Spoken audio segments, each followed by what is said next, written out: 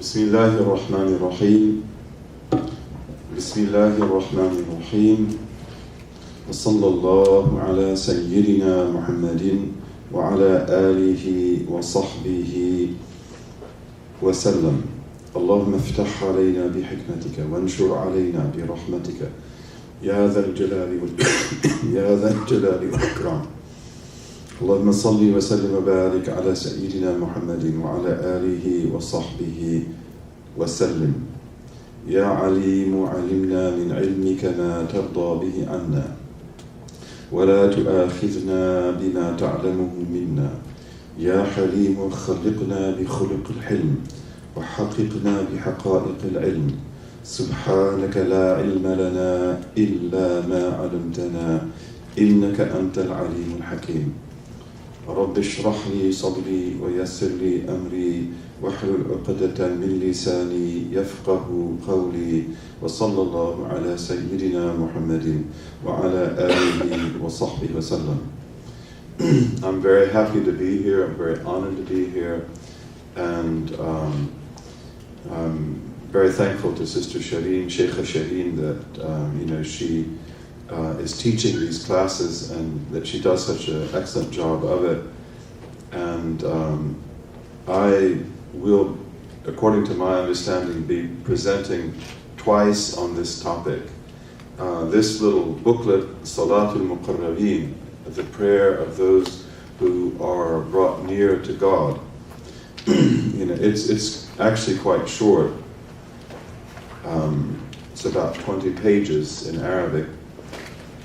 And it's the kind of book that should be memorized because of the fact that you want to have it in your heart when you pray, so that when you stand, you know the meaning of standing. When you bow, you know the meaning of bowing. When you come back up, you know to stand again. You know the meaning of that. Or to say, you know a correct meaning of that, because there are many meanings. So by that, you begin to live the prayer. You begin to respond to the prayer. And you fill the prayer with life so that it fulfills the highest function that it can possibly fulfill. So this may Allah Azza wa Jal give us presence of heart so that we're not thinking about anything else, that we are just here. I am here to learn this, you are here to learn this also. And we're not thinking about anything else. We don't have any other motive. And may He give us the sincerest intention that we desire to learn how to pray in the richest possible way, to make us the most enlightened of people and the people who are closest to Allah Azza wa Jal. And may He give us high himma, high aspiration, that from day to day, year to year, all the prayers that we pray, that we never forget this, that we don't allow our prayer to become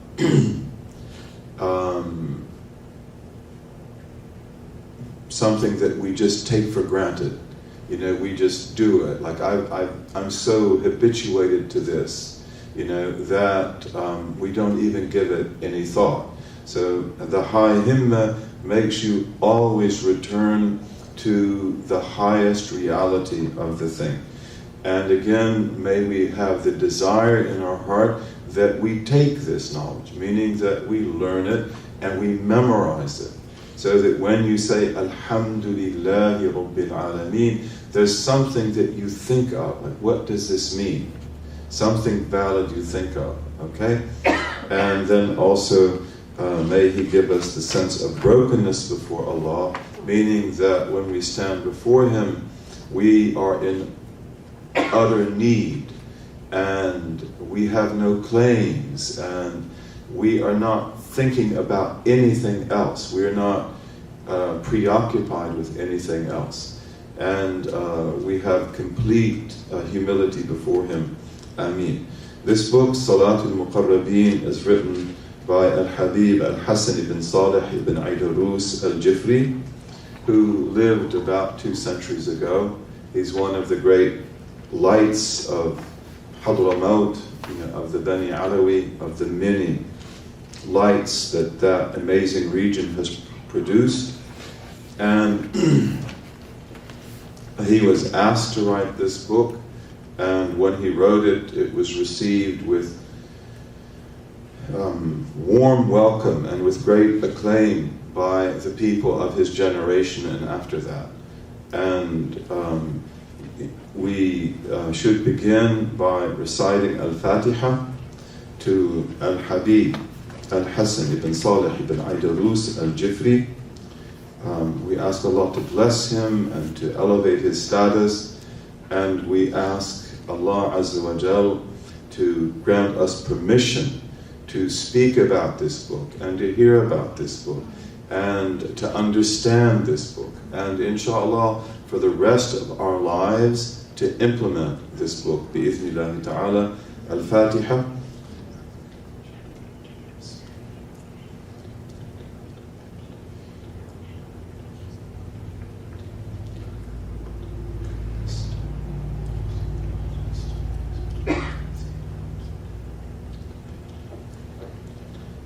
The title of his book is actually Ithaf Khawas al-Mu'mineen bi Salat al-Muqarrabeen, which means giving a precious gift, giving a precious gift to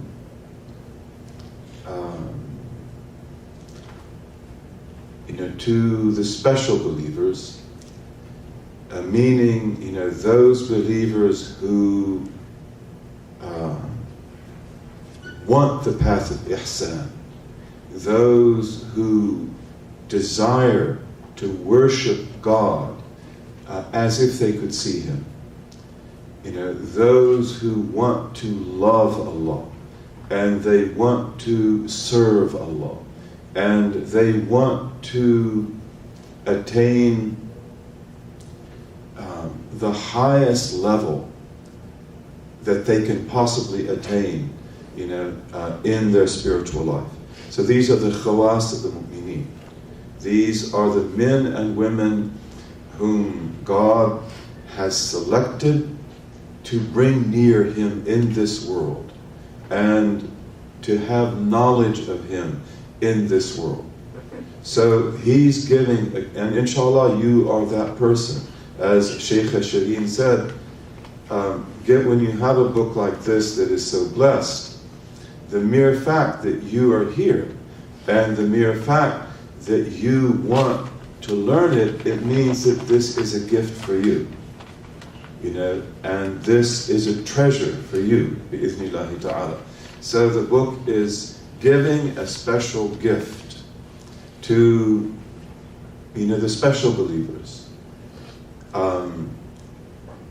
بِصَلَاةِ الْمُقَرَّبِينَ, by giving them the prayer of those who are drawn near to God. Okay, so like you, inshallah, are a special believer. May we be among the special believers of the special believer. Khawas al-Khawas, those are the ones who arrive at the knowledge of Allah. The Khawas are the ones who desire to know Allah. They desire to follow the path. They desire to purify themselves and to travel, to do the wayfaring of the path. But the khawas of the khawas, the special ones among the special ones, are those who attain that, who actually reach the end of the journey and who come to know Allah as He ought to be known, and who grow in that. They go higher and higher and higher. So these are the people of dhikr, these are the people of knowledge, these are the people of good deeds, these are the people of sincerity, these are the people who have no ego, who are not arrogant and who are not haughty. They are always broken, even though you don't see that, but they're broken because they know that everything that they have is dependent on God and nothing else. So, but he gives them now a special gift. And that is that I will teach you now the secret of how to pray the way that the Muqarrabeen pray, the way that those men and women who have been brought near to Allah pray. Okay, this is like the perfect prayer. And again, we do dhikr, we recite the Quran, we fast, we do lots of things. But we should never lose sight of the fact that the most important wird that you do is your prayer. That nothing is greater than that. And as beautiful and as intoxicating as a lot of the awrad are that you may have, you should never regard them to replace this. And you should never regard your salat to be insignificant, because it is the markab. It is the vehicle that we ride. It is the actual act, of standing in the presence of God and speaking to Him and drawing near to Him. So it needs to be alive in our hearts, always. And you've certainly heard the story of one of the great successors, whose name I don't remember. I think he was a successor. And he got gangrene in his foot. And the doctor said that your foot must be amputated. And do you remember who that was? He said your foot must be amputated. And so he said, let me stand and pray. And then once I'm in the prayer, then you can cut the foot off. And he went into prayer, and then they cut the foot off. And he didn't move. He didn't flinch. Because his salat was the salat of the Muqarrabeen. He was one of the Muqarrabeen, the people brought near to Allah, who are in the presence of Allah. So all things other than God, everything, even himself, even his foot, when he goes into that presence, he forgets it. And this is because Allahu Akbar. He begins, Allahu Akbar. Allah is greater than anything in my heart, in me, in the world around me. And, there's nothing, everything is insignificant compared to him. He had been praying this way, no doubt, for years, probably his whole life, because he took his deen from the Sahaba. I believe he was a tabi, maybe I'm mistaken, but he's of that early generation. And probably he had taken his religion like that from the very beginning, even as a boy. So this is his prayer. Can you imagine that?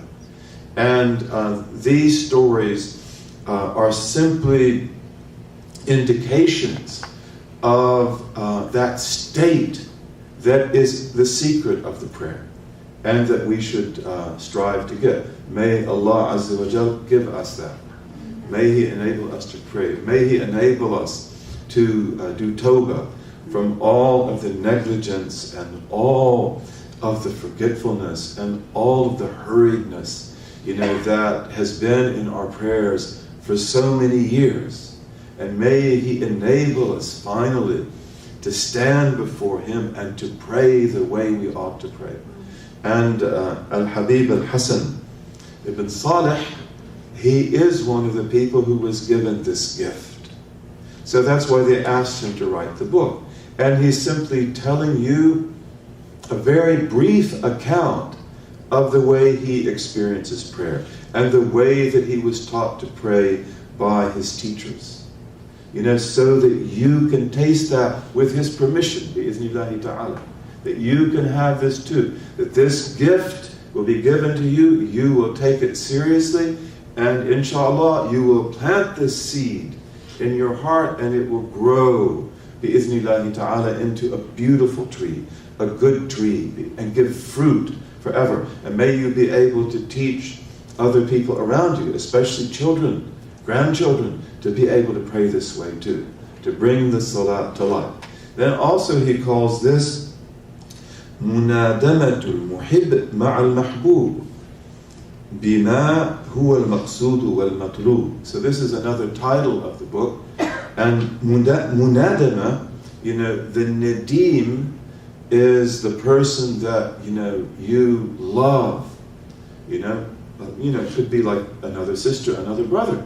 But it's your friend that you love to be with, and you love to talk with. And, you maybe spend the whole night, eating with them, and drinking with them, and talking with them, and so forth. So, here he's saying that prayer, the prayer of the muqarrabeen, what is it? It is munadama. It is that I take Allah Azza wa Jal as my nadim, the one that I love to speak with all night, and I love to speak with all day, and I love to meet him in Fajr, and in Dhuhr, and in Asr, and in Maghrib, and Isha. And I can talk to you again. And also he talks to you because Allah gives you waridat. He talks about that in this book. He gives you waridat. He gives you spiritual states, spiritual responses, spiritual answers, to your prayer. So it's back and forth. And inshallah we'll see some beautiful illustrations of what he means by that as we begin the book. But also that when you pray this, you are the representative of creation. You are not, it's just not like you are praying to Allah to fulfill an obligation and to be rewarded and not be punished. No. You're a muqarrab. So you are like your father Adam. You are the representative of existence before your Lord. And so are the other men and women who are praying that prayer. But this is where you are. You have a maqam, a status, that is very special. And therefore, it's almost as if nothing exists now but you and your Lord. Despite all the multiplicity of creation, all the plurality of other human beings who are better than we are, and who pray much better than we do. What is my prayer compared to the prayer of the tabi'een, of the successors? And what is their prayer compared to the prayer of the companions? And what is their prayer compared to the prayer of the prophets and the messengers? And what is their prayer compared to the prayer of the last messenger and the last prophet?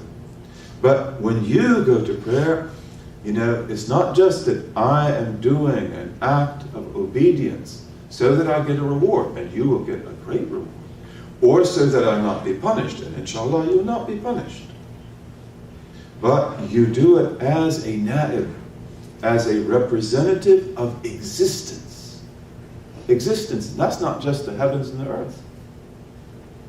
Existence is vastly greater than the heavens and the earth, or the mountains, or the seas, or the birds, or human beings, or jinn, or angels.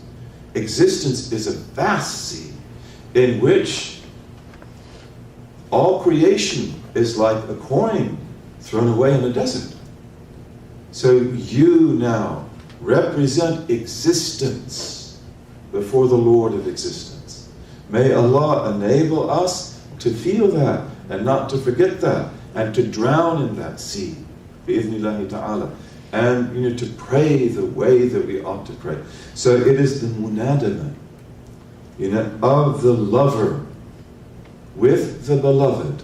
You are the lover, and the beloved is your creator, who made you, who gave you existence, who gave you eyes to see, ears to hear, hands to grasp, an opposable thumb to pick things up, to write, to cook, whatever, who gave you a heart to understand, You know, you were created for this. You're not created for anything else. You were created to pray. Just like, you know, the swan is created to swim beautifully and to fly. Okay, you're created like that too. This is what you're created for. And so but you were given the tawfiq, you know, the divine success to now be able to pray the way that you were meant to pray. And most of the believers, the generality of believers, you know, Allah bless them, they are people of the right hand. You know, Allah will forgive them, Allah will bless them. They're beautiful people, they're wonderful people. But many of them go through life only awakening in prayer a few times. You know, sometimes they are really in the prayer. And then they go back to other preoccupations. Their hearts go up and down and all around. And often, and we're like that too, aren't we? I mean, there's no difference between us and them. How many times do we pray and we don't even know how many times we've made rak'ah? Am I in the fourth or the fifth? Or the third or the fourth? And what was the surah I recited in the first rak'ah? I don't even remember. In other words, like, then what are you doing? And at the end of the book, he ends with a prayer that God protect us from hadayan, that He protect us from empty speech. But here, what is the empty speech He means? Like the speech of the prayer, this is the most sacred speech there is. The uncreated word of God. Alhamdulillahi Rabbil Alameen. And then the precious words that were inspired, you know, that our Prophet ﷺ was inspired with, in many cases on the night of Isra and Mi'raj, you know, of the night journey and the ascension. So these are powerful words because that event, you know, and the prayer is always a reminiscence of al-Isra wal-Mi'raj. Assalamu alayka ayyuha nabi. Peace be upon you, O Prophet. Allah and the angels address him on the night of Isra. And he says, Assalamu alayna wa ala ibadillahi salihin. Peace be upon us. And the Habib will tell us who is us, all creation. You know? Peace be upon us and the upright servants of God. So, you know, may we pray the prayer of Mi'raj, the prayer of ascension. You know, remember where this prayer came from. And may your prayer always be 50 prayers. The 50 that were first given on that night, because prayer is so great, you see. It's not that Allah wanted to make things difficult for us. No, He wanted to make things easy for us. But we were created to pray 50 prayers a day. That would be our highest nature. That would not be too much for us if we were alive, if we were awake, and all of our needs would be met. But Allah made it easy for us because of our weakness and the weakness of those who are with us.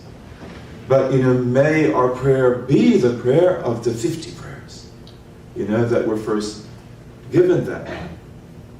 So he calls it, you know, the munadama of the lover, you know, with the beloved of you who love Allah, with the beloved who is Allah, whom you love, inshallah, more than yourself, more than your mother and your father, more than your spouse, more than your children, more than your grandchildren, when you have grandchildren, bi'ithnillahi ta'ala. Okay, He is the mahbub. Okay, and may Allah enable us every time that we pray, you know, to feel that love, and you know, to respond to Allah Azza wa Jal as the beloved. And then He says, "Bima huwa al-maqsood wal-matlub." You know, in accordance with what is al-maqsood, is what is intended. In other words, this is what the prayer is about. This is not some extraordinary understanding of the prayer, or some interpretation of prayer that comes from people who had a particular type of enlightenment. This is what prayer was always about. And one of the aspects of the tradition, may Allah make us worthy of the tradition, may He make us people of the tradition, is that when you're in the tradition, everything you study is taking you somewhere. Everything you study is taking you somewhere. Men and women who've not been blessed with the tradition, may Allah bless them with it. And may Allah take them by the hands. Because they want what is good. They don't want anything less than that. But often because even though they intend what is right, they're not connected with the teachers that take them back in the past. So often what they get involved in are sort of like mental gymnastics and exploration, trying to figure it out, even though they may not be aware. But in the tradition, everything is always taking you somewhere. It always wants you to end up somewhere.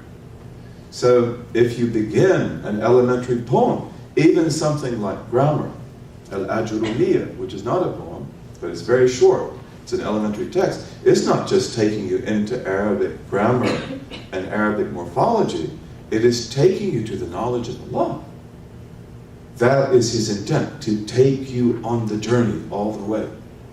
So this is also the Habib's intent, is to let you pray in such a way that your prayer will become what it was intended to be by God who created it.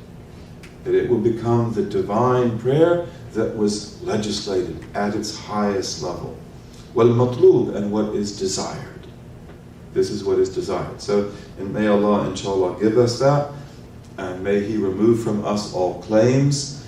May He enable me to learn this, and may He enable you to learn this from the author of the book, bi'idhnillahi ta'ala, by His grace.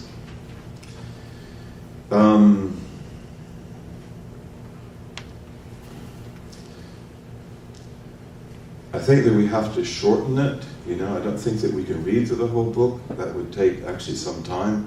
And the language here is a very beautiful language. And it is the language of the knowers. And the fact that Al-Habib Al-Hassan Al-Jifri could write this way, today if you wrote this way, most people would have no idea what you're saying. In fact, unfortunately, a lot of scholars would not even know what is being said, because this has been neglected greatly in our time. But in his time, many people, most scholars, they understood exactly what he was saying. And in fact, if we had a commentary on this poem, they would tell you with precision what all of these words mean. That would be very valuable, and maybe Allah will enable us at some future time to go into this beautiful book with a commentary, so that we actually know what he's saying. And we're not assuming that we know what he says, but we actually know it, because he's using this language extremely precisely. But he begins by calling to mind the wonders of the believing heart, when the believing heart is purified, and when it is elevated. And human beings are divided into three broad universal categories. And those are, first of all, Ashabul Yamin. They are the people of the right hand. And these are the blessed men and women, may Allah make us among them, who have the great fortune to live this life and to discover its meaning, and to know and to worship God, and to obey God to the best of their ability, and to be able to ask his forgiveness and to go to the garden. Those are the people of the right hand. And they are, of course, many different types. Some of them don't get the secret until just before they die. Some of them don't get the secret except maybe almost by chance, but they get it because there was something really good about them and in store for them. Others of them live very normal, very good lives, like many of the people in our community, okay, but they don't ever have a desire to go beyond the outward. In other words, and they don't imagine even that there's anything else. So for them, in prayer, you just need to know, what are the requirements, what are the recommended things, what are the sunnahs, how should I stand, where should I put my hands, and things like that. And that is very pleasing to them, and it's very pleasing to us. We can't pray properly without knowledge of that. But they don't go much deeper than that. And the people of the right hand are people who are sometimes in the presence of God. Especially maybe at special times, like maybe Laylatul Qadr in Ramadan. Or maybe in the month of Ramadan, or when they make Hajj, or whatever. There are times when they are really aware of how great this deen is. But they go back and forth, and they go up and down. And sometimes they're preoccupied with themselves, or we could say even with their egos, with their ambitions and their desires. And sometimes they're preoccupied with the world, and sometimes they're preoccupied, with other people, with their responsibilities and with their problems and things like that. And sometimes they're with Allah. But they are people who never take the path. They don't go higher and higher and higher inwardly. And then you have people who are the people of the left hand. And may Allah protect us, and may Allah deliver us, all of us, from being among those. And these are the people who live their lives as if they were sleeping, and who live their lives in negligence, or who live their lives as if they were dead, never knowing the meaning of life, even though it's manifest for all to see, never thinking about it, and never being able to think about it. And even if you show them the greatest proof, they won't be able to see that there's anything exceptional about it. So they are people who are blocked, and they are people who are veiled.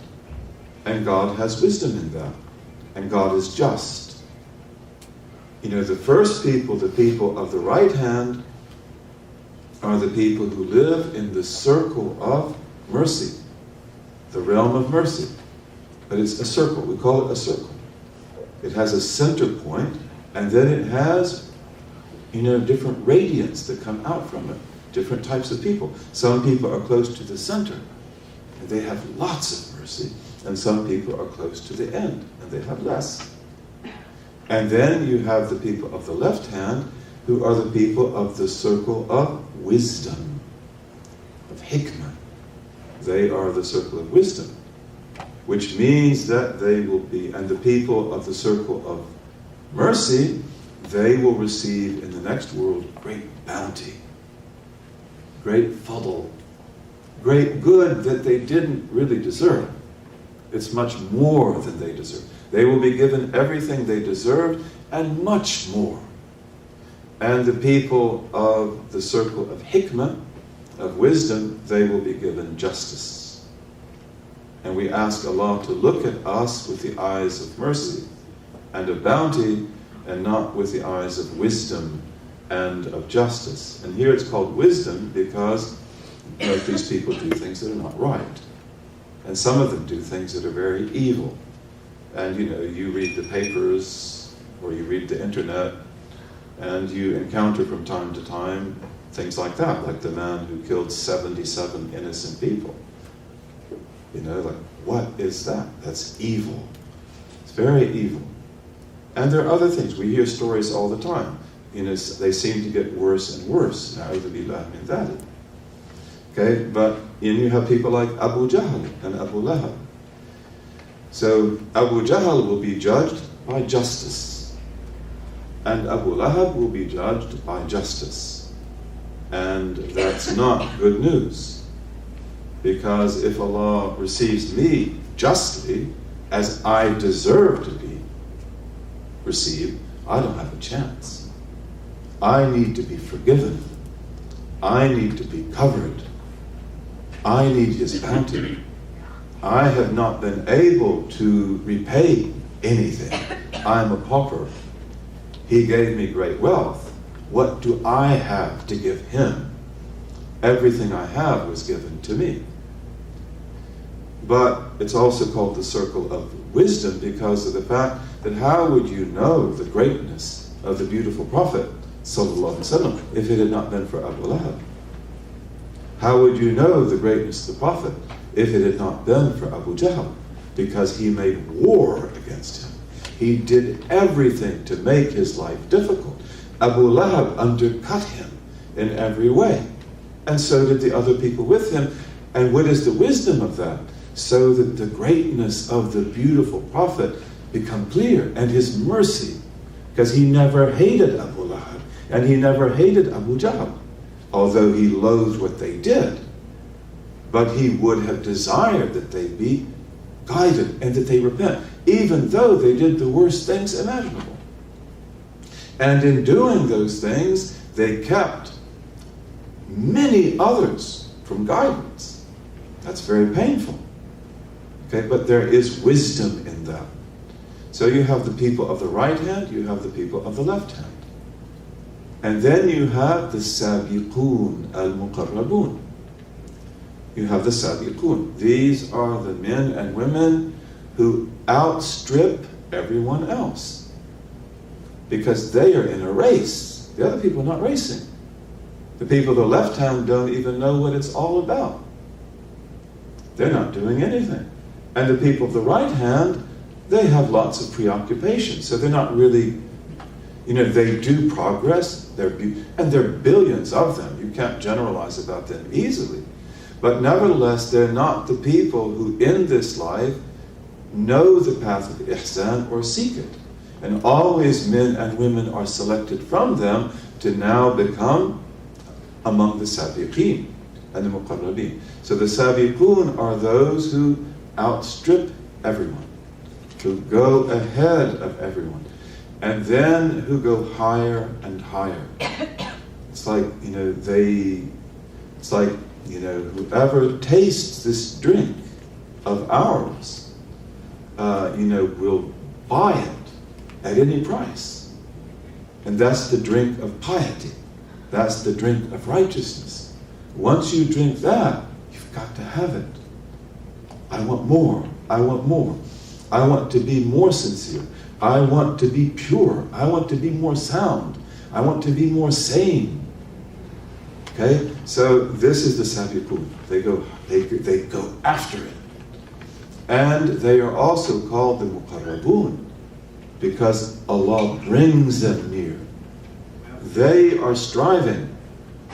They are doing everything they can, as you are doing. Inshallah, you pray a beautiful prayer, and by the blessings of Al-Habib Al-Hasan Al-Jifri, inshallah, your prayer will go higher and higher and higher. It will be alive, bi-iznillahi ta'ala. Okay, so you are giving what you can give. Iyaka na'bud. You do we worship. Okay, the best we can do. And then, Allah accepts that and He brings you closer. If you take one step towards Him, right? If you approach Him by a shibr, which is a handspan, He approaches you by a dhira'. And if you approach Him by an arm's length, He approaches you by a ba', which is the distance between my fingertips when I extend my arms like this. So Allah is much more desirous of receiving you into His presence than you are ever desirous of entering that presence. And the muqarrabeen are the ones, the sabiqeen, the ones who are striving to draw near Allah, whom He then puts wind in their sails. And He brings them quickly to Him. Because how can I do that on my own? You know, I have so many limitations. I am so weak. I am so faulty. But then He covers all that. And then He just brings you. This is your gift. Come into the hadra. Come into my presence. So may Allah Azza wa Jal make us all among the sabiqeen. May He make us among the muqarrabeen, and may we receive this gift, and may we be able to pray this way, bi'iznillahi ta'ala. We'll just look at some of his beautiful words. وَبَعْدُ فَإِنَّ الصَّلَاةَ لَمَّا كَانَتْ رُوحَ الْأَعْمَالِ وَحَقِيقَةَ مَرَاتِبِ الْوُصُولِ وَالْإِتِّصَالِ وَسِرِّ لَطِيفَةِ الْوُجُودِ في أزل الآزال وبها يظهر النور الرباني المغطى في قالب الأشكال تعين على من نور الله بصيرته وصف من الأكدار سريرته أن يجمع الهم فيها ويقطع عقبات مراقيها ليقرع من زلال صافيها. Beautiful, beautiful words. And so he's saying that after the introduction, which I didn't read or translate, but then he says, so after this, what comes after this, is that because Salah, our daily prayer, is Ruh al-A'mal, it is the spirit of actions, meaning that it is what gives life to everything you do. You know, your salat is what enables you to be a good wife. Your salat is what enables you to be a good husband. Your salat is what enables you to do your work that you do in the home or outside the home the best possible way. Your salat is what enables you to cook food that cures people and doesn't just fill people, that is medicine. Your salat is what enables you to do all the beautiful things that you do. Okay, so it is Ruh al-A'mal. It is the living spirit that brings your actions to life. So just as you don't neglect your heart to be healthy, then you don't neglect your prayer to be a healthy believer. And, you know, to have actions that fly with wings to their Lord and that are as high and beautiful as they can possibly be. So salat is Ruh al-A'mal. Remember that. And again, you know, this is a book to be memorized. And you can be sure that most of the Haba'ib, surely people like Habib Ali, Habib Umar, Habib Kazim, Hubaba Ibtihal, they've memorized this book.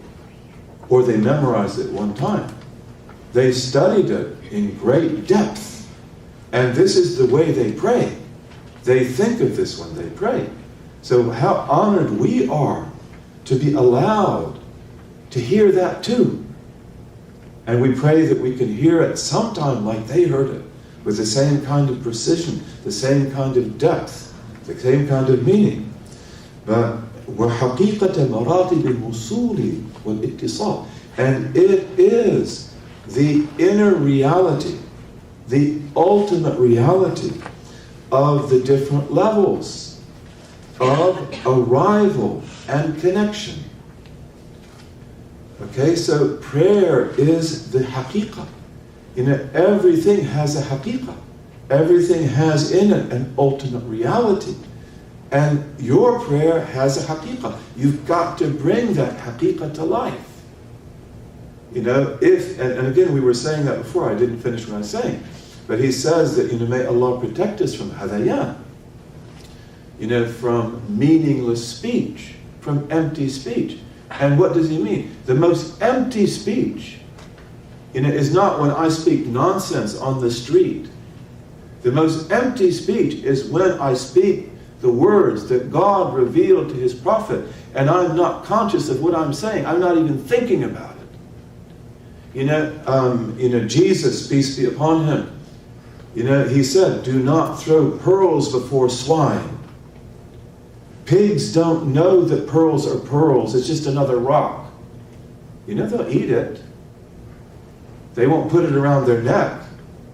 You know, Allah has given us pearls. You know, pick up the pearls and put them around your neck. You know, but just to throw those pearls in the corner, to throw them in the mud, to throw them before swine, a'udhu billah, this is hadayan. This is empty speech. You know, I speak empty speech all the time. You probably do too. We just talk nonsense. A lot of people, their whole life is just nonsensical talk. Maybe you've been around people like that because, mashallah, Allah has blessed us with great good. You know, we are people who have principles and values. But sometimes you'll be around people. It might be your own aunt. It might be your own brother or sister. And all they talk about is nonsense. All they talk about is emptiness. And you really wonder, like, how can you do this all the time? You know, what's wrong? Okay, so again, you know, may Allah enable us to read the Quran in prayer. And even if you don't know Arabic well, to learn what it means. And to memorize that in English or Urdu or whatever. Even though it's not the full meaning. Who knows the full meaning? Even a great knower of God, who's a master of Arabic, will just fly further and further. You can never get the full meaning of the words of God. But may we say those words with meaning, seeking meaning, aware of what we say. We say, at-tahiyyatu lillah, you know, az-zakiyat, you know, as-salawatu lillah. And like, I don't even know I said it. You know, I find myself in ashhadu an la ilaha illallah, and I don't even remember that I started the tahiyyah. So that's hadayan. That is empty speech. And may Allah forgive me for that. May Allah forgive you for that. You know, but we've got to stop that. We've got to be awake. You know, we've got to be aware of what we're saying. You know, and then your prayer becomes so beautiful. It becomes so beautiful. It is, you know, and it becomes qurratu aynik. It becomes, you know, the coolness of your eye. You know, the coolness of your eye is the thing that you love. You know, like a beautiful child. You know, that when you see it, you're so happy. Your eye is just filled with, you know, pleasure. Isn't that amazing? Because of your eye. If you are unhappy, your eyes can be hurt. They're pained by the strain. And now the strain is removed. You know, if you look at green, like beautiful green scenery, it rests the eye. You know, so qurratu ayn, you know, these are the things that when we see them, our eyes feel pleasure. You know, and again, you know, we talked about this before. But, you know, we must be sensitive to ourselves. We must be in ourselves. To be complete and to be healthy, we have to be aware of what is in us. It means even to be aware of your feet. Are your feet cold? Are your feet not cold? Maybe they're warm. You know, you need to be aware of that. Don't live outside your body. Don't live somewhere else. Live inside you. But these kind of expressions in Arabic, like qurratu ayn, what do they tell us? They tell us that those were people who were natural people, who were in touch with themselves, who knew how they felt, who listened to their nervous systems, who received messages from their nervous system. And they knew how their eyes felt. They knew when their eyes were dry. They knew when their eyes were strained. And they knew how their eyes felt when they looked at green. You and I, we don't probably even feel that. But it's there. And you need to wake up to that. And your spiritual self is in your physical body. Your physical body, you need to take care of it. You need to be aware of it.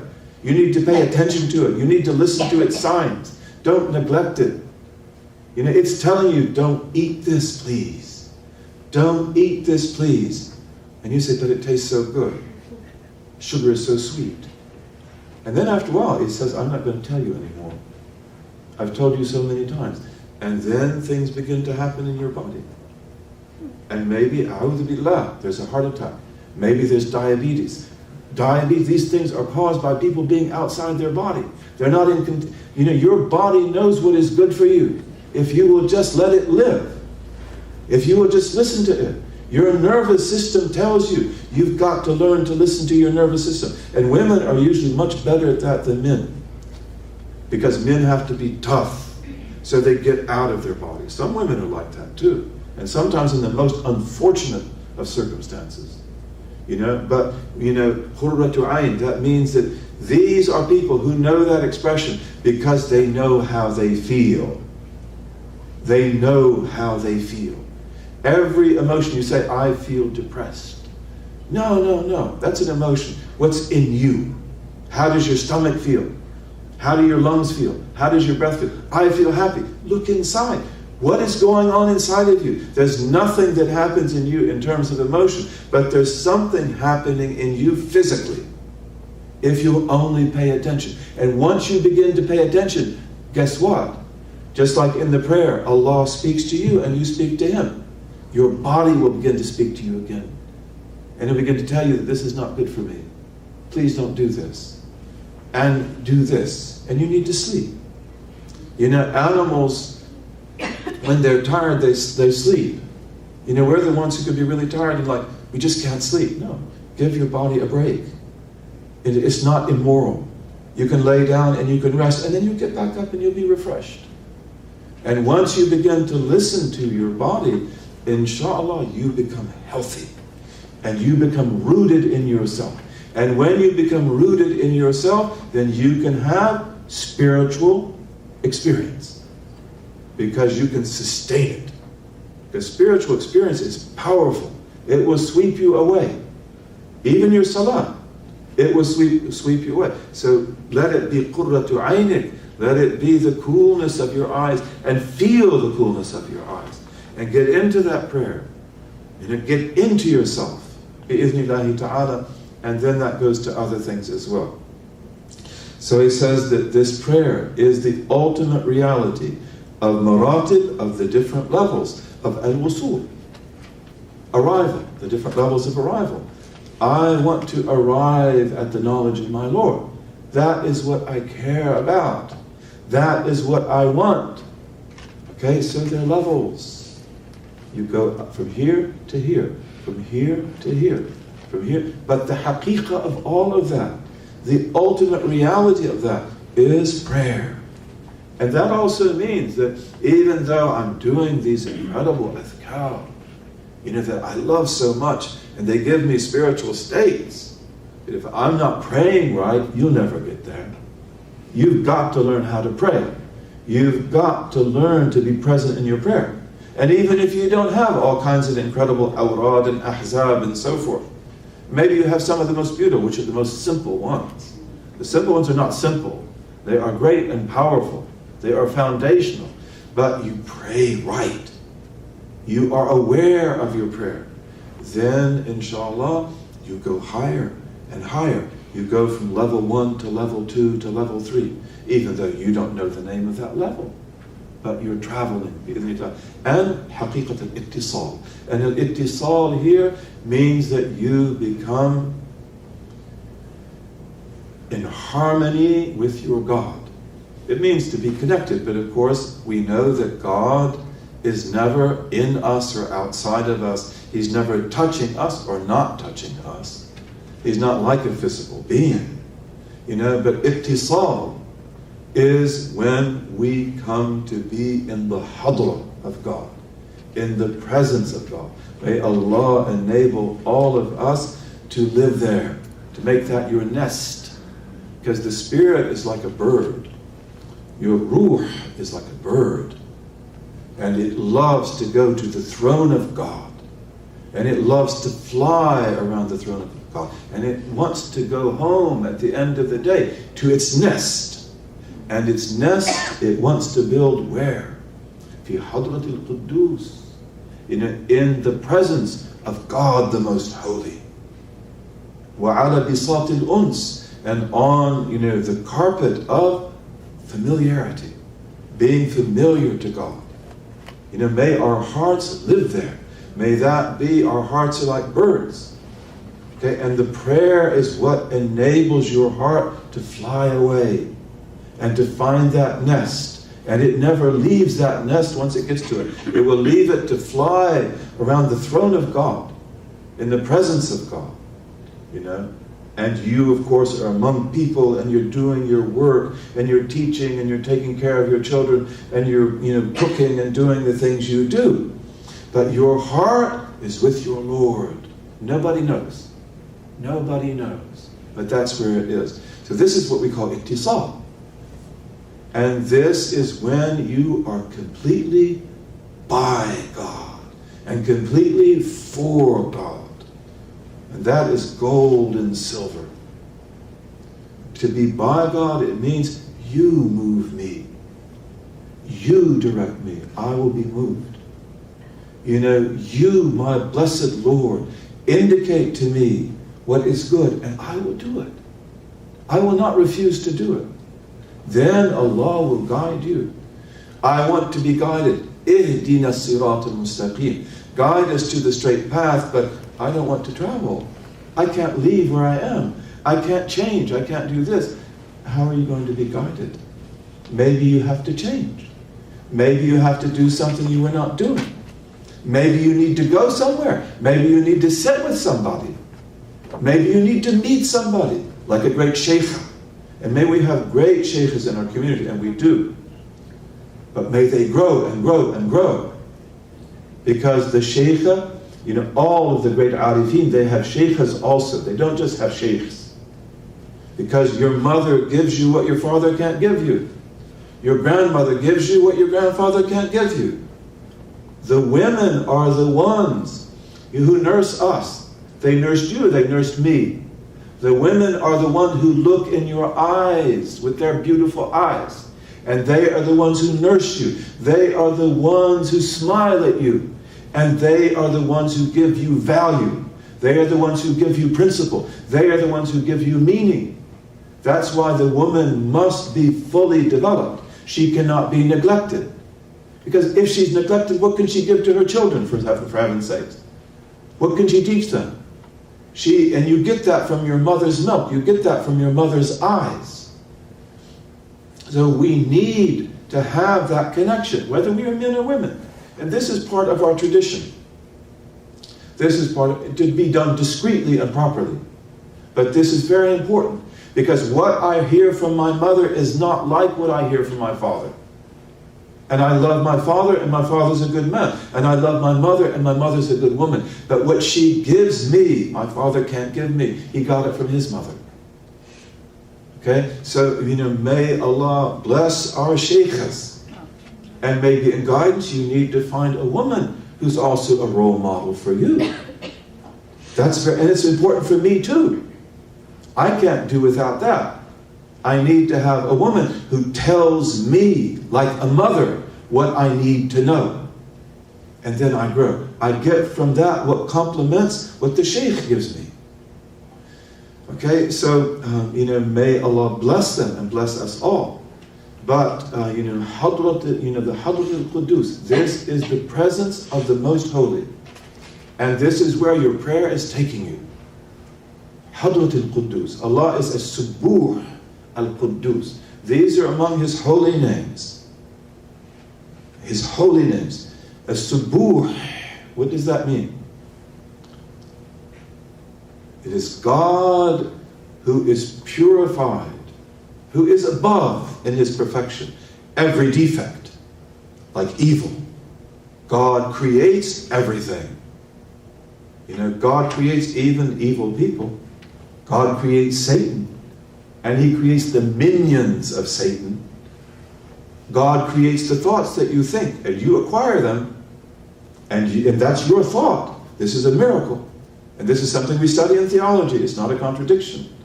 But subuh, God, there's nothing evil about God. Allah is tayyib. He is good and pure, and he does not accept anything but what is good and pure. You know, this world of sleeping people, you know, of negligent people, of people who are like zombies. It's like they're dead, although they're alive, but they don't understand anything. And they do things, sometimes they're just foolish, and they do other things that are wrong. And some of them are things that are so wrong that they cannot be spoken here, in this world. Even the things we hear of, we shouldn't be hearing of a lot of the things we hear of. But on all of them rise the beautiful sun. The beautiful, you know, break of dawn.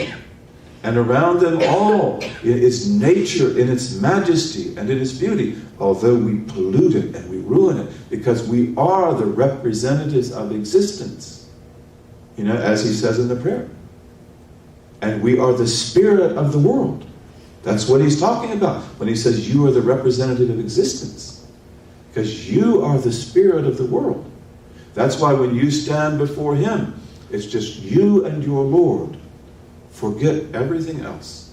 It is you and your Lord. And you must grow. And you must climb. And you must be connected to your Lord. And then you become something really special.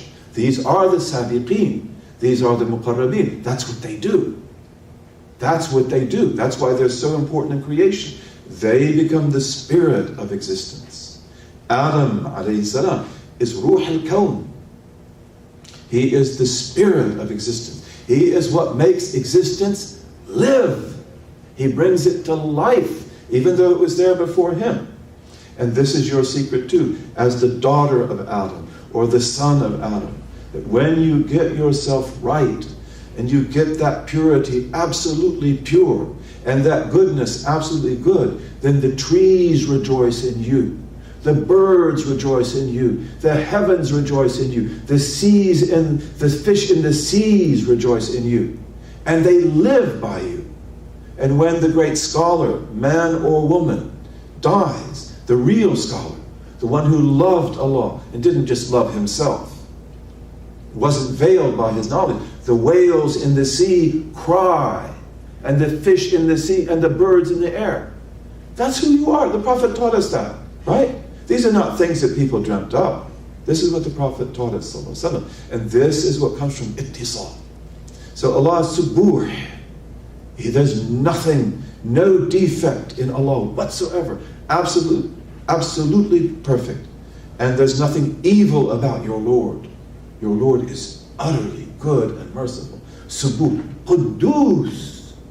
Quddus is that he is so perfect, that he is beyond your most perfect imagination of beauty and majesty and perfection. Quddus, subuh, all the things that you see that are defective, like evil, harm, trials, and so forth, Allah is above that. He is the Lord who created it. But again, he created it in the context of a beautiful world, so that you never forget that there is a backdrop to this drama. And that backdrop is the perfection of nature. And look at the perfection of you. Look at your eyes. Look at your ears. Look at your teeth. You know, you are a marvelous creation.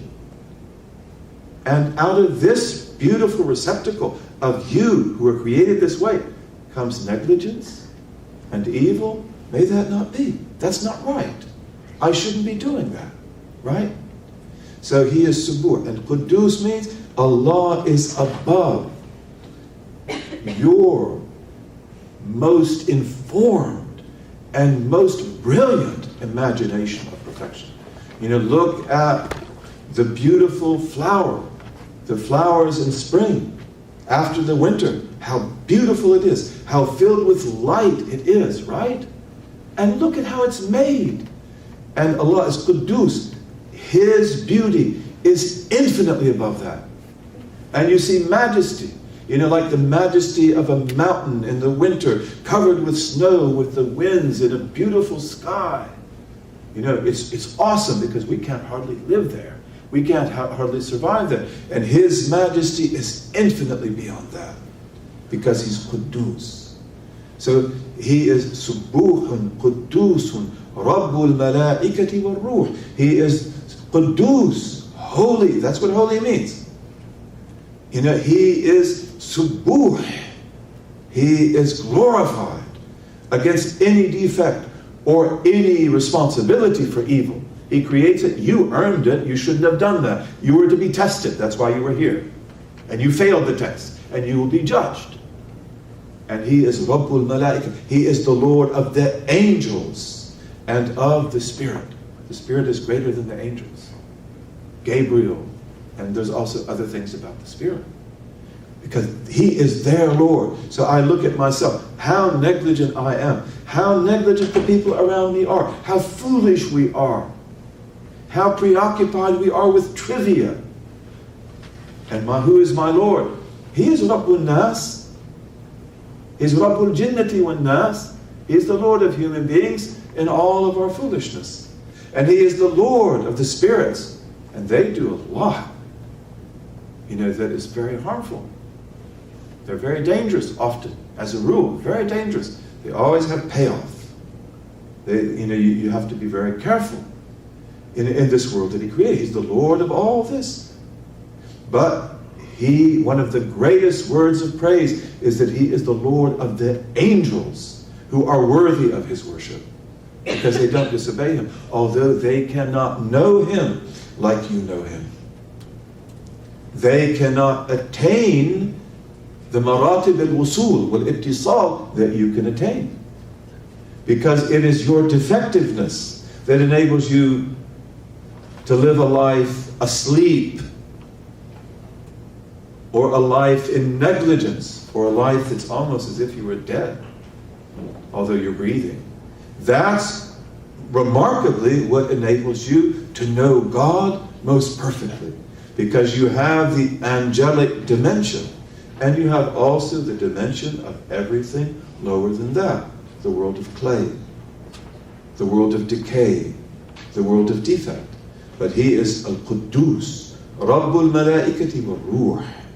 Never forget that, inshallah, and may Allah give that. So Hadrat al-Quddus is to come to know Allah in that perfection, and that means to be broken. To be broken in ecstasy and in joy and in love, and also aware of the fact that, who am I? What did I do to deserve this? Nothing. You were created to be the wonderful person you are, with the abilities that you don't even realize when you were conceived in your mother's womb. What had you done to deserve that? What had you done to deserve that? So Hadrat al-Quddus, to know Allah, to be in His presence, and then never to leave that, to be there forever, and to be among people. That we, just like, the prophets and the messengers and the great saints, their hearts are with Allah. Their spirits are in Hadrat al-Quddus, in the presence of the Most Holy. On Bisat al-Uns, on the carpet of familiarity, the carpet of the King, who loves you and honors you. Okay, but their bodies, their tongues, they're among the people. The little children, the oppressed, the people that have needs, the poor, the people who are ignorant and want to learn, the people ignorant who don't want to learn, the people who are very polite, like you, the people who are not polite at all, and they tolerate all of that. And they see the wisdom of God in all of that, because the birds, which are their precious spirits, they nest in Hadrat al-Quddus, in the presence of the Most Holy. And the Bisat al-Uns, and the carpet, of familiarity, and they fly around the throne of God, which you know too. You did tawaf around that throne for how long? How many eons?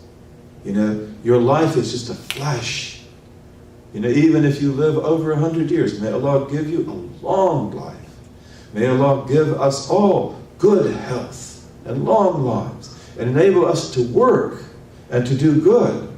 But even if you lived over 100 years, it's just a flash. Just a flash. You, for eons in the world before this world, were wherever you were. And inshallah, we were all people of the right hand. This is what I hope, and I pray, and I believe. And we did tawaf around the throne of God together as arwah. Not as men and women, as arwah, as spirits. And therefore we know each other. And we can relate to each other. And we can solve problems together.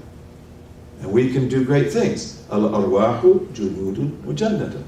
The spirits of human beings are soldiers to fight evil, to do good, to obey. They are junudun mujannada, marshaled in troops. فَمَا تَعَرَفَ مِنْهَا تَلَفْ. That's Sahih Hadith. Those of them who recognize each other, they get along. They are familiar with each other. We disagree, but we'll work it out. We have different opinions, but that's okay.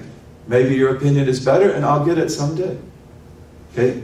Tell them, they are in harmony. They are not uniform, but they have unity. They're not uniform. They're not all the same. They're very different. But they know each other, and they like each other, and they can work with each other. وَمَا تَنَاكَرَ مِنْهَا. And those who don't recognize themselves, like, I don't know you. That means I didn't see you for how many thousands of years? Because you were in a different camp, and I was in a different camp. اختلف. They disagree. They don't see the same way. They don't get it. They're not on the same page, and they'll never be on the same page.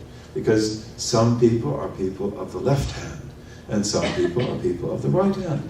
And some of the people marshaled on the right hand were in this place, and some were in that place. And they were in the circle of, what? Rahmah. But some were close to the center. Where is the light of the Prophet Muhammad sallallahu alaihi wasallam centered? And some were further out and further out and further out. Ultimately, they can all work together. They can all do tawaf in a circle around the throne of God. And the others were doing tawaf too. They're also a circle, but their circle is very different. So, may Allah give us that gift, inshallah. And let our prayer, be the highest dhikr that we do. Allah has blessed you all, with different types of dhikr. MashaAllah. And the Quran is the great dhikr. But may our prayer be a perfect dhikr. Bi-idhnillahi ta'ala. Okay, and so then he says after that, Allah be pleased with him. وَسِرِّ لَطِيفَةِ الْوُجُودِ فِي أَزَلِ الْأَزَالِ. And this prayer is the secret. It is the secret of secrets of the latifa, of the subtle mercy, the subtle reality, the subtle truth, of existence. Because existence is good. Existence is merciful. Existence is unknowable. Even though around you you see so many terrible things. And maybe you're tested. And I know that some of you are tested very severely. But nevertheless, existence, it is always in the end good. And it is always in the end merciful. But your prayer is the secret of that latifa. It is the secret, of that reality of existence, which is manifested in this subtle goodness that is always there, hidden and unknown. Terrible things happen, like, the fall of Muslim Spain. Really, I mean, it hurts me so much. I love Spain. I've been in Spain. Spain, it's like, what was there? What was lost? Okay, that hurts, and that was evil. What happened to the people there? In Portugal and Spain, and the islands of the Mediterranean, Menorca, Mallorca, Ibiza, Ibiza, all of these islands, they were all Muslim islands. You know, I've met people from Mallorca, you know, who, one of them, his name is Beni Nasser, Beni Nasser, and he's French, and he's a great scholar. And I met him and I said, are you Arab? He said, no, I'm from Mallorca. I said, you know your name is an Arab name. He didn't even know that. He didn't even know that. He's very good, and he likes us, and he writes about Moriscos, but he doesn't know any Arabic. He studied the Inquisition in the Mediterranean Sea. He knows Latin, he knows Spanish, he knows Italian, he knows Catalan, he knows English. He doesn't know any Arabic, he didn't study it. So he doesn't even know that his name, you hear his name, you know it's Beni Nasser. That's his tribe. He didn't even know that. They were all forced to become Christians by fire and the sword, and burned at the stake, you know, alive, you know, if they showed any inclination towards Islam or Arabic. That is evil. That is evil. It's the evil that would produce fascism, that would produce, you know, it's the Inquisition. It would produce fascism, it would produce Stalinism, it would produce lots of other evil. So what's good about that? There is good about that, and that's Latifat al-Wujud. That in existence there is a Latifa. There is a subtle truth that is known by God and willed by God that will ultimately come out. So the history of Spain's not over. The history of Portugal's not over. And I've been there a lot. I love Spain. And you know, if we can only do the da'wah there, the way it's supposed to be done, which is this deen, the deen of the tradition, because that's in their blood, you know, and then provide communities for people to come into. MashaAllah, it's like these people, they just come into Islam so quickly. So it's there. Maybe great good will come back. And maybe it will be greater even than the good that was there before. It's possible. Something will happen. And this is what the Arifin have said, that Spain will come back to the glory of Islam like it never had before. After 500 years of desolation and destruction. This is Latifat al-Wujud. All existence, you know, it's always got mercy at the core. And there is heaven and there is hell. And the people of hell, they are punished. That is not a metaphor. And that is not, and this is a metaphysical reality and truth. It's very important, and it's got to be that way. There's no injustice in that. It is justice. It is called justice, and it truly is. Not just a moral proposition, but in the creation of heaven and hell, and in the creation of everything that happens. I mean, look at Afghanistan, for example. You know, I knew of Afghanistan like in the early 1970s, when it was the most beautiful country on the face of the earth. And the Afghans were such sweet people and beautiful people. They're tough people also. And there were areas of Afghanistan that were dangerous. But, you know, it was destroyed and destroyed again and again and again. Burned and burned and burned and burned. Will it ever come back? It will come back. Bi-idhnillahi ta'ala. By the mercy of God, and by Latifat al-Wujud, the secret, the sir of Latifat al-Wujud, it will come back. Bi-idhnillahi ta'ala. I mean, this is husn al-dhann billah, right? What do I know? I know nothing. But husn al-dhann billahi ibadah, to have a beautiful opinion of God is min husn al-ibadah. It's a type of good worship. Allah does beautiful things. وَأَنَا عِنْدَ ظَنِّ عَبْدِي بِي. I am wherever my servant would like me to be. Like Allah, I would love you to bring back life to human beings, to let people know the truth of this deen again. You know, to revive the tradition. Don't let it die. It will not die. Bring it back. Let people live. Let people be happy. Let people be filled with light. Bring these countries to life. Purify the environment. Purify the water that's been polluted. Protect the animals who have a right to be protected. This is what I would love. You would love that. Who would not love that? أَنَا عِنْدَ ظَنِّ عَبْدِي بِي. I will do what my servant wants me to do.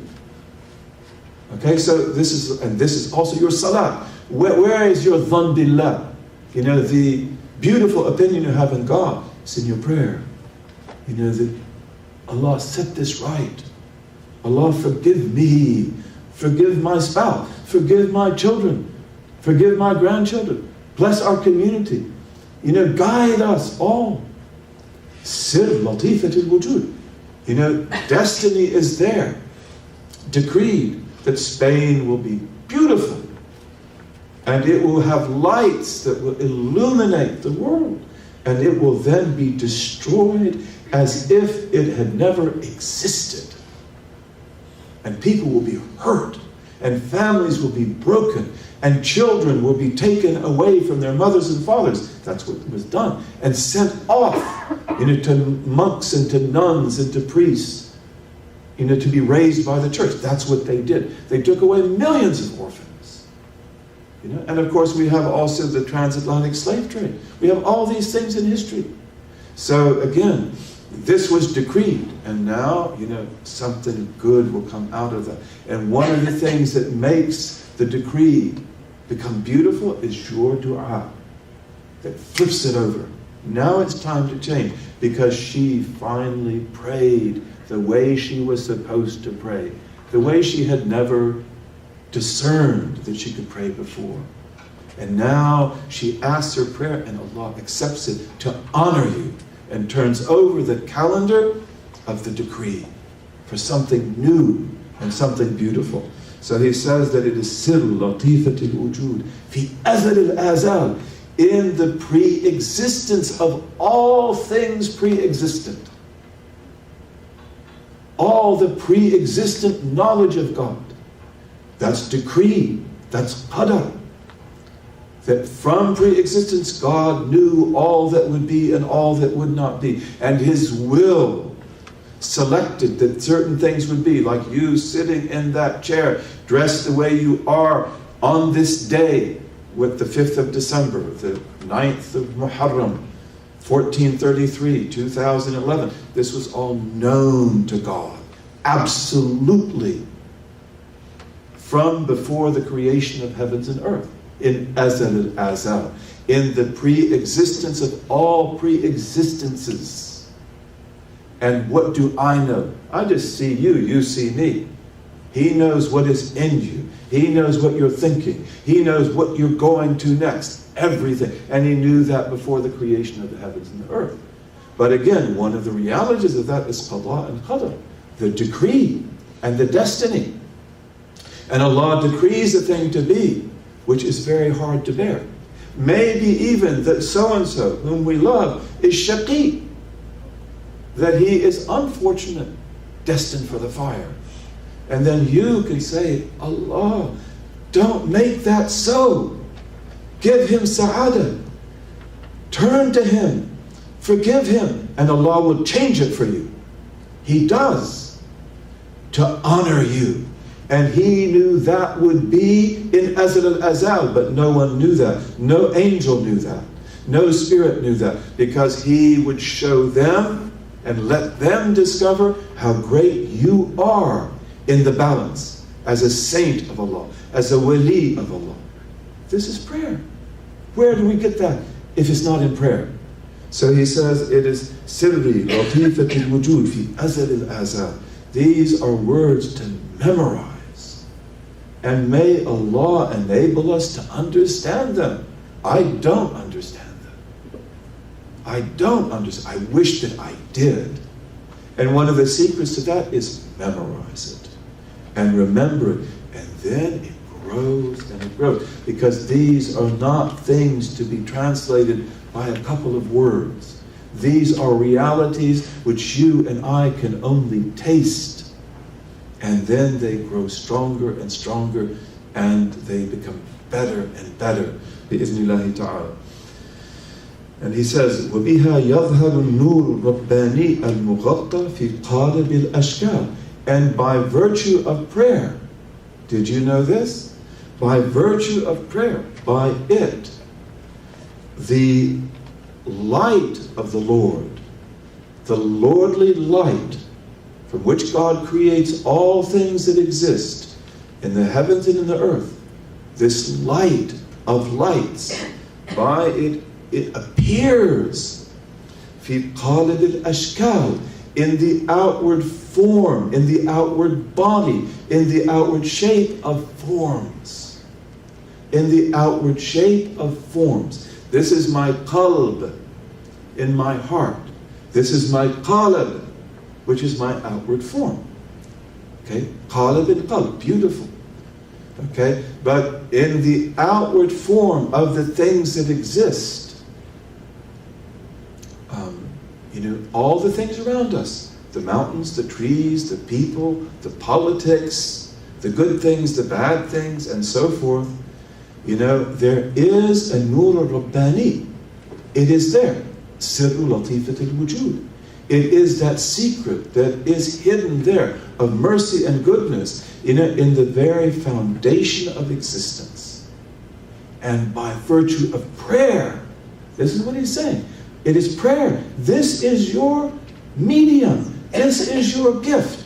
By virtue of prayer, this light now appears to you so that you can understand, so that you can see, so that you can witness, the marvels of God in creation.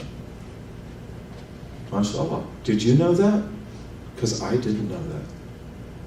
See, we have to take Salah seriously.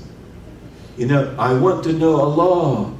I want to arrive at the knowledge of Allah. I wish that my spirit were a bird who had its nest in Hadrat al-Quddus and ala bisat al-Uns, and it was able to fly around the throne of God as we did tawaf around the throne of God. That's what I want. Okay? And so I love the adhkar and I love the ahzab and I love these things, but you neglect your prayer. You fool.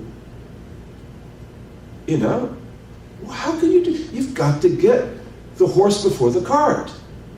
Don't get it backwards. You feel like you can fly with this other stuff, but if you don't pray correctly, if you don't learn how to put everything in that prayer, you won't get there. I would love to be able to see the lordly light in the creation of all things, and to understand the wisdom of God in that, in the good things and the bad things. Okay, but you won't get that, from these other wonderful things that you do that are so appealing and so attractive, if we don't learn how to pray the salat of the muqarrabeen, not the salat of the mughaffalin, the prayer of the people who are awake. And so this is a great thing. He is telling you what they knew. What Al-Habib and Hassan ibn Salih, Aidarus, says, Al-Jifri. Do you think this was something that Umar ibn al-Khattab didn't know? The man who says that if I lost a camel's halter, I could find it in the Quran. Where's the verse about the camel halter? Where is that? It's not there. There's no camel halter in the Quran. And every single camel halter is in the Quran. Because the Quran is the uncreated, infinite speech of the Lord. Therefore, everything known in the knowledge of God, which is also camel halters, God knows of every camel halter and every camel. That's in His knowledge. His knowledge manifests, yakshif. And His speech points, yadul. So everything in the knowledge of God is in the Quran. Even you and your story. Except that you'd have to read it between the lines, between the lines, between the lines. But it is there. Because every word in the Quran is connected to a reality in God's creation that opens up on the tablet of light of all things that will be and all things that have ever been. It's all there in that book, contained in those letters. And this is something we study about in theology. But it's all there. And the Quran, it's like, you know, if you had a beautiful lake on a mountaintop in the summertime, and the sky is filled with stars, you know, which are millions and millions of light years apart, but they're all there in the lake. And the lake is just from here to there, or the pond. But I can see the Milky Way, I can see all the planets, all of the stars, the shooting stars. I can see them in the lake top, you know, on the summer night on the top of the mountain. And they're not inside that. And that's the way the Quran is too. That everything is in there. How, and you, someday you will see that. May it be in this world the most beautiful thing you ever heard, which gave you knowledge of beauty, knowledge of majesty, knowledge of good, knowledge of evil, that made you be stimulated when you hear the drum and you hear the nasheed and the beautiful sounds. What was that? Alastu bi rabbikum. When God gathered us all together on the plain of Arafat, where we make pilgrimage, and He, out of the loins of our blessed father, Adam, we were only this big. Only this big. And He manifested Himself to us, and He said, am I not your Lord? Not your Lord, who commands you, do this, and prohibits you, do not do this. That's what the Lord does. The Lord commands, and the Lord prohibits. The Lord also guides. The Lord also brings you up stage by stage. But ultimately, the Lord is the one who says, do this, do not do that. That's why you don't take your ego as a Lord. When your ego says, no, do this, don't do that. So who is your Lord? Your ego or the Lord of the worlds? Okay, but He said, Alastu bi rabbikum. Am I not your Lord? Meaning that you already know that. You already knew that. And then we all said, Bala, Bala, of course. Not knowing what was to come. Not knowing what was in store. Why would you even ask the question? How could it be anything other than that? We've known this for millions of years. We've been doing tawaf around the throne in the circle of mercy and in the circle of wisdom, which will be shown in the fire. The fire has its own story. Someday we'll talk about that, bi'idhnillahi ta'ala. It is not a tale to be told just to children. It is not just for moral admonition. It is a cosmic truth. And the people of the fire, they were also doing tawaf. And they were in ecstasy in their tawaf of majesty, of jalal. And they were doing the tawaf too. Their circle is also a circle around the throne, the circle of wisdom. So we ask Allah Azza wa Jal, to give us this gift. Al-Habib has given us the gift. And we ask by the blessing of Habib Umar, the blessing of Habib Ali, the blessing of Habib Qadim, the blessing of all the awliya of Tareem, the blessing of Hubaba Ibtihal, the sister of Habib Ali. She's a sheikha. You should know her. She can help you. She's a hidden woman. She's a very active woman. But, she's a woman. And you should get to know her. She could help you so much. Many of you probably do know her. She's a wonderful woman. She has the secrets of Tareem. She has the precious blood in her veins that's in the blood of Habib Ali. They have the same teachers in many cases.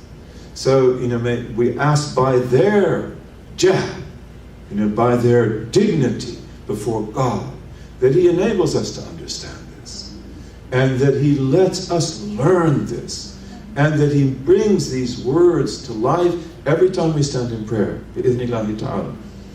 Okay, so then He says, and we should probably end now, right? But He says, ta'ayyana. So all these things being the case, تعين على من نور الله بصيرته. Therefore it becomes obligatory. It becomes binding. تعين. It becomes a specific obligation binding on you. تعين.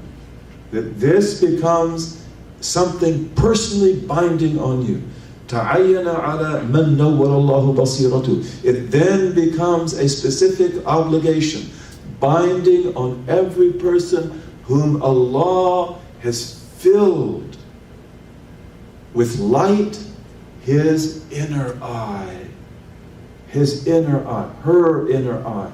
بصيرته. I have a basar. You have a basar. May Allah protect your basar and mine. May He protect all of our eyes. Eyes are precious. You know, so I can see the tree, I can see the sun, I can see the sunrise. But the outer eye can only see color, can only see forms, it can only see movements, it can only see these kind of things. Colors, light and darkness, shades of gray and black and white and so forth. It cannot see truth. It cannot see meaning. It cannot see design. It cannot see good and evil. That is in the heart. It reports to the heart the beautiful thing I saw, the wonderful colors at the break of dawn. And then the heart says, Subhanallah. You know, that the creation is glorifying God, that this is a sign of God. And this is a sign of the majesty of God and the beauty of God that is the stage and the backdrop of our drama as human beings, where we do so much that is foolish. But never forget that it's wisdom, because it's against that background. Your eye didn't see that. Your heart saw that. And you saw that with your basira, which is your inner eye. You know, and the inner eye needs light, just like my outer eye does. You know, if you don't turn on the lights, I can't hardly see anything in here. When you turn on the light, I can see. There's another light, which is an-nur rabbani, which is the lordly light. And when Allah fills my heart with that, and your heart with that, then you can see truth. You can see falsehood. This is why you know that this deen is true. This is why you converted if you're a convert, or why you did repentance and tawbah if you were born a Muslim. Because Allah opened up your inner eye. So you could see, this is the truth. I cannot let it go. I cannot let it pass me. I don't care what it does to my life. I've got to become a Muslim. Even if I lose all my friends. I'm sorry. I've got to do that. I cannot turn away from this. Why? Basira. Inner eye. And they don't have an idea what you're talking about. But that's because you see what they do not see. So I will follow this path. I will make this sacrifice. You will do that too. So if your inner eye has been brought to life and given light, and you can see the truth, and you can distinguish, and you can know, then you have to learn this, because you are, inshaAllah, meant to be among the muqarrabeen. You are meant to be among the sabiqeen, the muqarribat, the muqarrabat, the sabiqat. So you've got to learn how to pray. And this is the gift we give you.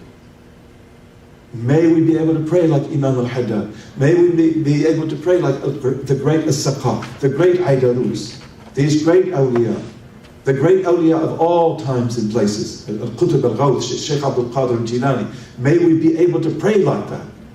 You know, may I wake up from my ghafla. May I wake up from my sleep. Ameen.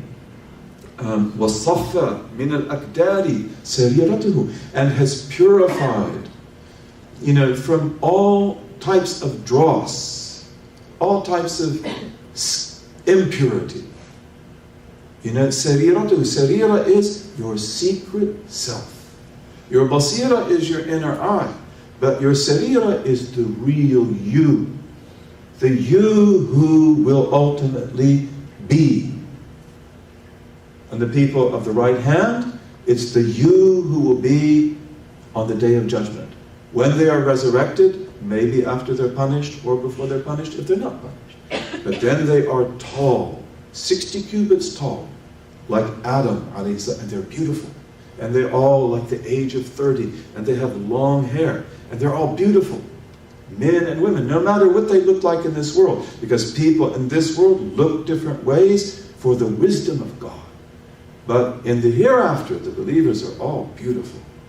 And that is your sarira. It's, you are a beautiful person. But your sarira is the beautiful you that you cannot even imagine. And your nafs knows about that. That's why your nafs always wants to, to cash in. It always wants to put on its crown. Like, I am somebody. I can feel it. Yeah, but if you don't behave yourself, we'll never get there. Your nafs has to come with you all the way. But the sarira is the secret self, the greatest you that can ever be, that you are destined to be, bi'idhnillahi ta'ala. And if you are among the muqarrabeen and the sabiqeen, it will be here. And then it is a mercy to the worlds. Because then you become that woman, that man who is a wali of Allah, a big wali of Allah. One of the muqarrabeen, one of the people who are in the Hadrat al-Quddus. One of the ones who speak with wisdom and light. And you can benefit all these people, and benefit the animals, and benefit the trees. And so this is a mercy for Allah. A mercy from Allah Azza wa Jal. A mercy from Allah Azza wa Jal. So if your sarira is purified from what? Aqdah. What are aqdah? Others than God. All things other than God.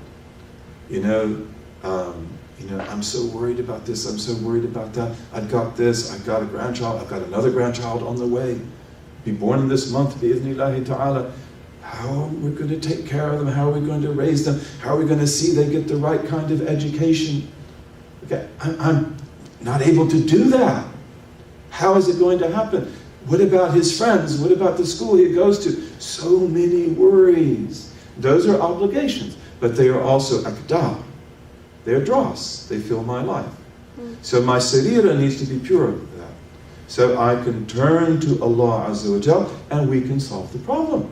We can take care of it. But I don't become enchained in the problem. I don't become entrapped in my situation. So the aqdar are other than Allah. And of course they're all the fascinations, the cars, the houses, the clothes, the wealth, the diamonds, the gold, and then also the sickness, the disease, the poverty, the hardship. All of those are aqdar, other than God.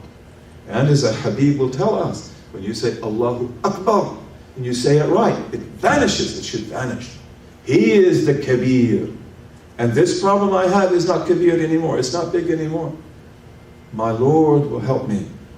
My Lord will help your spouse. My Lord will help your neighbor. My Lord will help our community. Because, it takes two hands to wash each other. How can we take care of our children? As a community, we can do it. If we love each other, if we are in harmony with each other, when we are able to create a hub of guidance in which we love each other in dignity and respect, dignity, reverence, serenity, and love and high aspiration, as it says on the wall. The adab of dhikr, the adab of life. Then your children will be so proud. Your grandchildren will be so proud.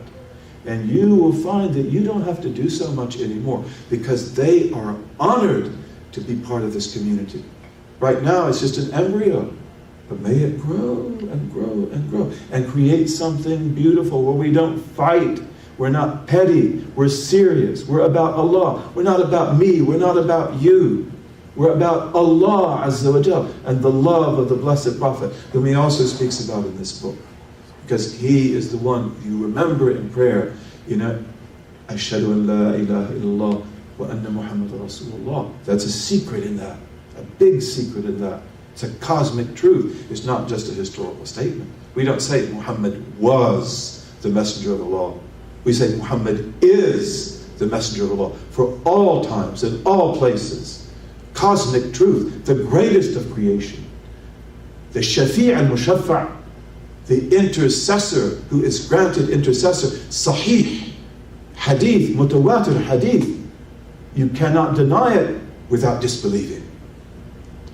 So inshallah, Allah make us that community where we pray beautiful prayers, and especially you when you pray by yourself.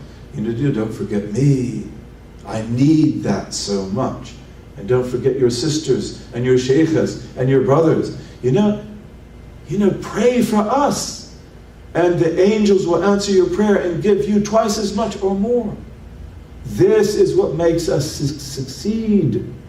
We pray for each other. We care for each other. We're not jealous of each other. We're not competing with each other. In the sky, there's room for infinite stars. They don't cramp each other. You're a star, may we all be stars. There's room in the sky for a whole galaxy. Bi-idhnillahi ta'ala. And then he says, may Allah be pleased with him, أن يجمع الهم فيها, that he gathered together, or she gathered together, al-ham, which means serious concern. It means also like anxiety and worry, but like I want to do this right. I'm really concerned to do this right. So you gather together all the elements of honest concern about prayer to do it right. وَيَقْطَعَ, and then you cut. عَقَبَاتْ مَرَاقِيهَا, you cut the various obstacles on the way to go higher and higher in it. In other words, you cut, you travel. It means you cross. We say cut, but we mean here cross. That here is an obstacle. How can I get beyond it?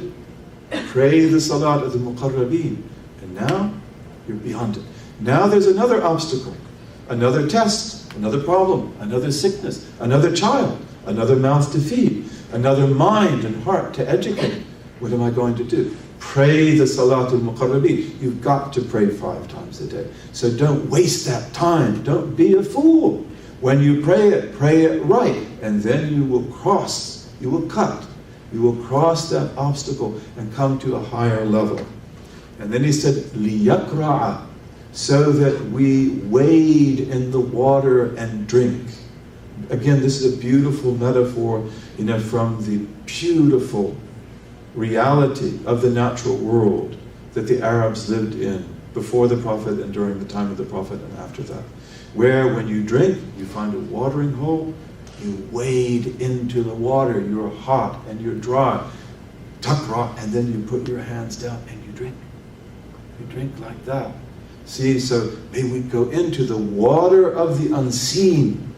The water of the unseen. The water of the unseen is what brings you to life.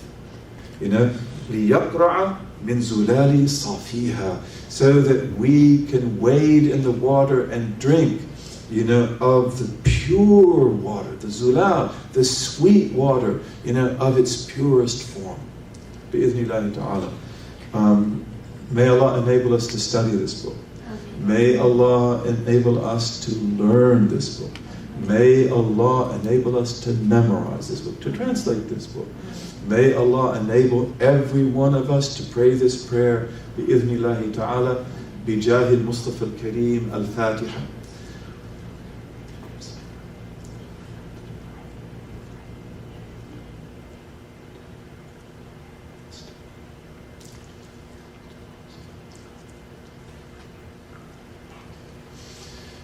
اللهم وفقنا لما تحبه وترضى واجعلنا من عبيدك السعداء وأمتنا على كلمة الهدى علمنا ما ينفعنا ووفقنا للعمل بما علمتنا به واجعلنا نحن فيه خالصا مخلصا لوجهك الكريم يا رب العالمين وصلى الله على سيدنا محمد وعلى آله وصحبه وسلم. اللهم اجعل تجمعنا هذا تجمعا مرحوما وتفرقنا بعده تفرقا معصوما لا شقيا منا ولا محروما. آمين آمين آمين. ألف ألف آمين. It's an honor to be with you. May Allah keep our destinies together. Give us all health and long life, and eyes that can see and ears that can hear, and we build a community.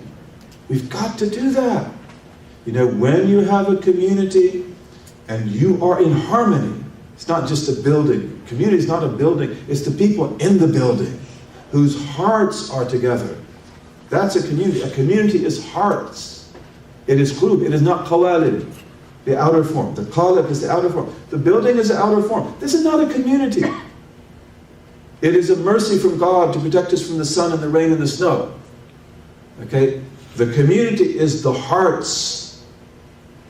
The hearts that beat together. You know, that belong together. That work together and live together. And once we begin to do that, you wait and see. You will see miraculous things. And your children will be proud. And they will be filled with goodness. And I've seen this. But we have to make sure to take the path and to not stumble. Because you can always destroy what you build.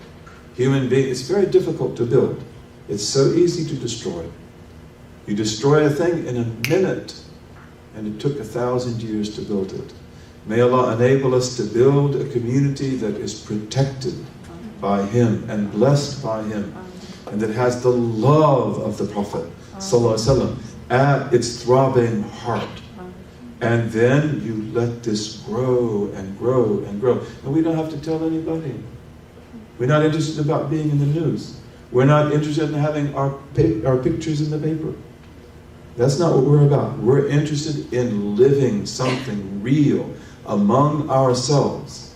And then taking that mercy to one person and to two persons and to another. And bringing them into it, inshallah. Allah give us knowledge and give us the ability to practice that knowledge. Ameen. Al-Fatiha.